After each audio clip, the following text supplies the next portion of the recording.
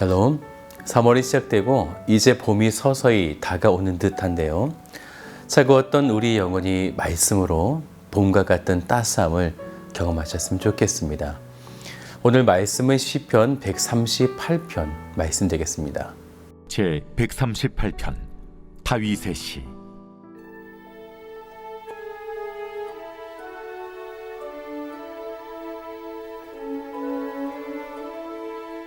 내가 전심으로 주께 감사하며 신들 앞에서 주께 찬송하리이다.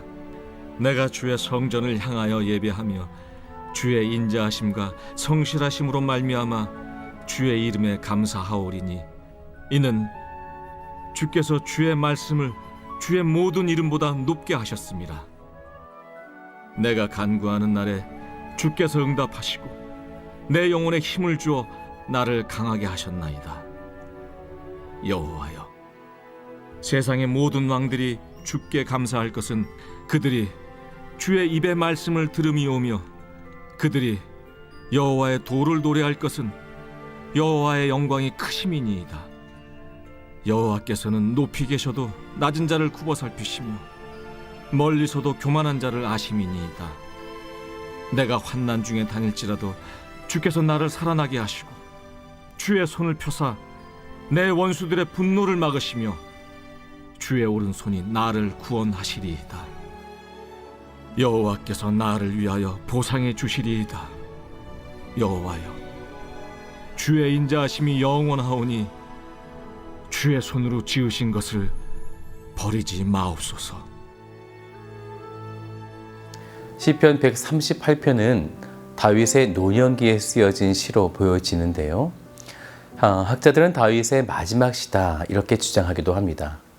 그래서인지 시편 138편은 어떤 구체적인 사건에 대한 이야기보다는 포괄적인 이야기들을 통해서 하나님을 찬양하고 있는 거죠. 먼저 1절을 같이 보죠. 내가 전심으로 주께 감사하며 신들 앞에서 주께 찬송하리이다. 전심이라고 하는 말은요, 영어 성경을 보면 whole heart라고 해서 나의 모든 마음이 주께 감사하게 되는데 말씀을 좀 더 보면요, 신들 앞에서 주께 감사, 찬송한다라는 거죠. 그래서 우리가 하나님은 영어를 보면 대문자로 God인데 말씀에 나오는 신들은 소문자로 그것도 복수형으로 Gods라고 해서 일종의 천지신명, 여러 신들을 말하고 있는 거죠.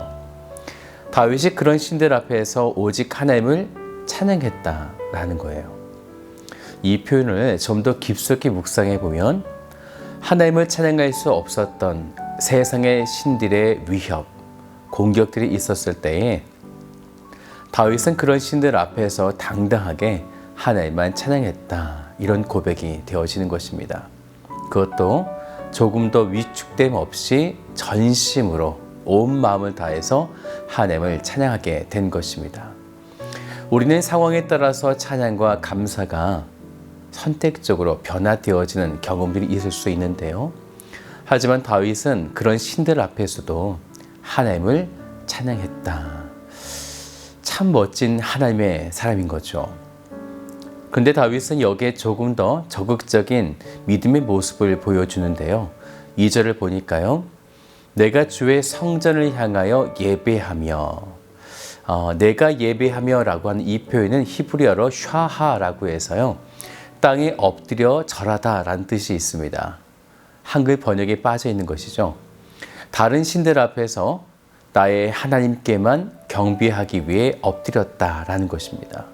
그리고 예배했다라는 거죠. 다른 신들이 엄청난 질투가 날 만도 할 거예요. 하지만 하나님께는 어떻게 되었을까요?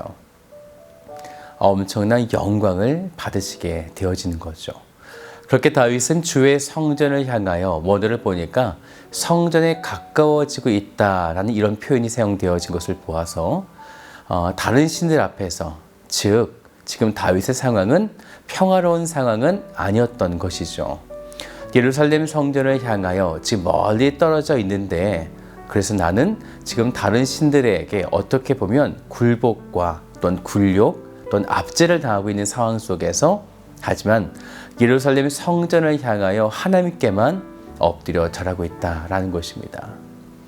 그 상황 속에서도 하나님의 인자하심과 성실하심을 기억하면서요.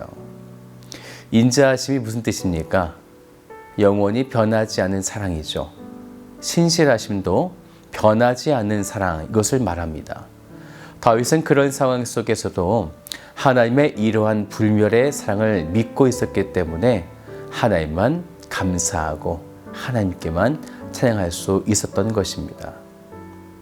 이것이 믿음인 거죠. 이러한 믿음을 가지고 다윗이 기도할 때에 그러면 하나님은 어떻게 하셨을까요? 우리 3절을 같이 볼까요? 내가 간구하는 날에 주께서 응답하시고 내 영혼에 힘을 주어 나를 강하게 하셨나이다 라는 것입니다. 그래서 하나님의 함께 하심을 통한 복이 그의 아들 솔로몬에게까지 이어지게 되어지는데 4절을 보세요. 여호와여, 세상의 모든 왕들이 주께 감사할 것은 그들의 주의 입에 말씀을 들음이오며. 그래서 솔로몬 때의 많은 이방 왕들이 솔로몬의 지혜를 듣기 위해서 찾아오게 되어지는데, 그래서 이 부분을 지역하면 이렇게 되어집니다. 여호와여, 땅의 모든 왕들이 당신을 찬양할 것입니다. 이렇게 되어지는 거죠.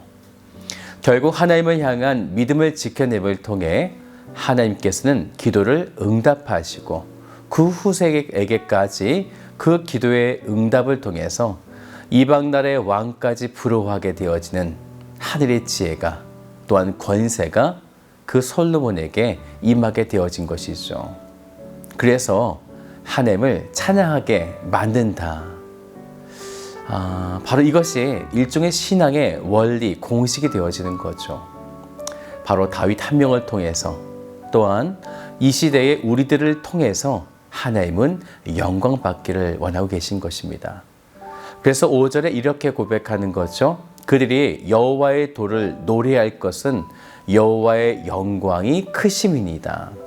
결국 다윗의 이러한 행동이 솔로몬에게까지 이어지면서 하나님의 보상들로 인해 결국에는 하나님께 영광이 올려지게 되어진다라는 것입니다. 그래서 다윗은 이런 확신을 가지고 우리 7절을 볼까요? 내가 환난 중에 다닐지라도 주께서 나를 살아나게 하시고 주의 손을 펴사 내 원수들의 분노를 막으시며 주의 오른손이 나를 구원하시리이다. 결국 이 모든 것이 하나님을 위해, 그분의 영광을 위해 내게 이렇게 행하실 것이다 라고 하는 다윗은 확신을 가지게 된 것입니다. 나를 위해서가 아니죠.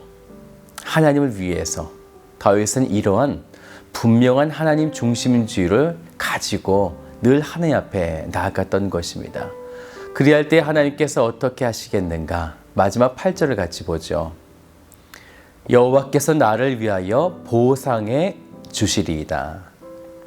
여기서 보상은 히브리어로 보면 이그모르라고 해서요, 내게 관계된 것을 완전케 하신다라고 하는 의미가 있습니다. 즉 하나님은 신실하시기 때문에 나와 관계된 구원을 절대로 거두시지 않으시고 완전하게 완성하신다라는 것입니다. 사랑하는 여러분, 다윗이 여러 신들 앞에서 하나님만을 바라보며 엎드려 절하는 모습, 참된 믿음의 모습이죠. 이러한 태도가 하나님께는 영광이 될 뿐만 아니라 당신의 구원 계획을 완전하게 이뤄내심에 필요한 우리들의 모습이 되어진다라는 것입니다. 구원받은 자로서 신실하게 하나님 앞에, 다른 신들 앞에, 또한 사람들 앞에 서시기를 주님의 이름으로 축복합니다.